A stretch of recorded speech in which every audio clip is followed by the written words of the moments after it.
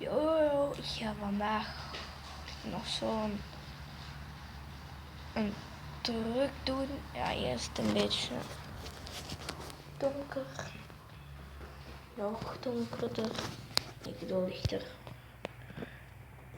Een simpele truc.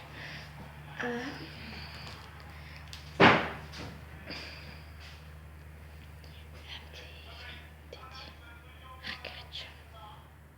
Dit is stap 1. Stap 2. Eet een koekje.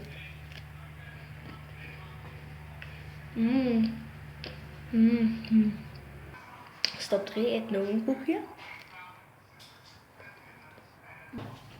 Stap 4. Je hebt hem nu geplooid en laatste stap. Wil je nu weten hoe deze truc werkt, moet je nog een klein beetje kijken. Je doet dit.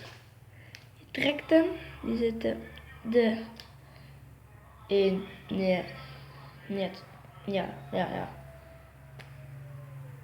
Sorry, jullie hebben het niet echt goed gezien. Pardon.